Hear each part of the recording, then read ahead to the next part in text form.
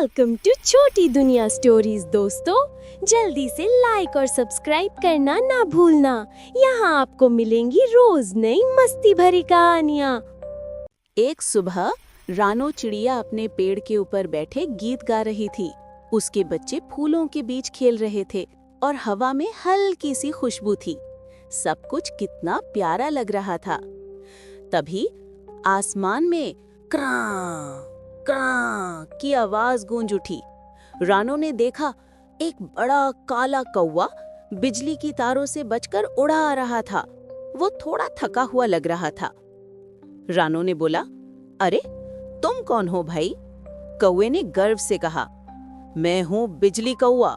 मैं तो आसमान में सबसे तेज उड़ने वाला हूँ।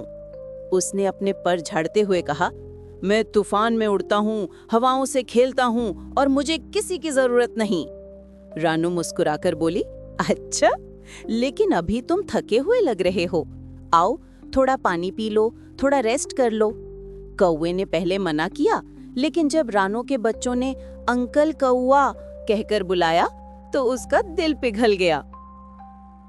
अगला दिन सुबह रानो ने सबके लिए चावल के दाने निकाले। उसने कहा, सब मिलकर खाएंगे। पर बिजली कौवा ने बोला, मैं तुम सबके साथ नहीं खाता। मैं तो हीरो हूँ। मैं अपना खाना आसमान से लाता हूँ। और वो उड़ गया। लेकिन कुछ देर बाद जब उसने देखा सब मिलकर मुस्कुरा रहे हैं तो उसके दिल में थोड़ा सा दुख हुआ। उसने सोचा, शायद मैं गलत था। रात को अचानक बहुत तेज बारिश और बिजली का तूफान आ गया। हवा इतनी तेज थी कि पेड़ हिलने लगे। रानो ने अपने बच्चों को समेट लिया। डरो नहीं बच्चों, सब ठीक हो जाएगा। तभी दूर से एक आवाज आई, काओ, रानो, मदद करो। वो बिजली कौवा था। उसके पर बिजली से जल गए थे और वो पेड़ में अटक गया था। रानो तुरंत उड़ के गई और उसने अपनी चोंच से उसके परों से बिजली के तार अलग किए। बच्चों ने मिलकर उसके लिए छोटी सी पत्तियों की चादर बनाई और उसे ढक दिया। सुबह जब सूरज निकला, बिजली कौवा ने आंखें खोली। उसने देखा रानो और उसके बच्चे उसके पास बैठे हैं। कौवा रोने लगा, रानो, मैंने तुमसे घमंड में बात की थी, पर तुमने मेरी मदद की। तुम सबसे अच्छी दोस्त हो। रानो ने हल्का सा हंसकर कहा, जो गलती समझ ले वही सबसे बड़ा इंसान या चिड़िया होता है। उस दिन से बिजली कौवा हर सुबह रानो के घर आता, सबके साथ दाने खाता और बच्चों को कहानियां सुनाता। और जब भी तूफान आता तो वो सबको बचाने के लिए पहले उड़ता। एक दिन सुबह सूरज नई किरणों के साथ निकला। पेड़ों पर फूल खिल रहे थे और हमारी प्यारी रानो चिड़िया खुशी से गीत गा रही थी। चर्प चर्प, रंगों से भरा हर दिन मेरा। उसके बच्चे उसके आसपास उड़ रहे थे और हवा में खुशबू थी गुलाब और आम के फूलों की। उस दिन गांव में एक मेला था, रंगों का जश्न। हर जानवर अपना पसंदीदा रंग लेकर आ रहा था। मोर ने नीला और हरा रंग मिलाया, तोते ने सब्ज और पीला, और तितलियां तो आसमान में ही रंग बिखेर रही थीं। रानो ने अपने बच्चों से कहा, चलो हम भी अपना रंग बनाते हैं।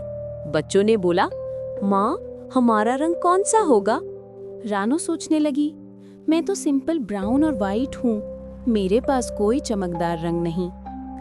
रात को जब सब सो गए, रानो पेड़ की शाख पर बैठी सोच रही थी, सबके पास अपना रंग है, मैं क्या दिखाऊंगी।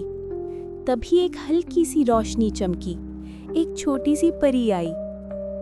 उसका नाम था रंगीली परी। परी मुस्कुराई और बोली, रानो, रंग कपड़ों में नहीं, दिल में होते हैं। अगर तुम किसी को खुश कर दो तो तुम्हारा दिल सबसे सुंदर रंगों में चमकेगा। अगले दिन मेला लगा। सब अपने रंग दिखाने आए और रानो बस शर्मा कर एक कोने में बैठी थी। तभी एक छोटी सी गिलहरी का पैर कीचड़ में फंस गया। सब लोग देखते रहे पर कोई हेल्प करने नहीं गया।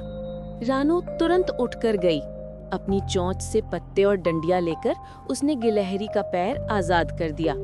गिलहरी चिल्लाई, रानो चिड़िया, तुम सबसे प्यारी हो। और सब लोग तालियां बजाने लगे। तभी कुछ अजीब हुआ। रानो के पर चमकने लगे।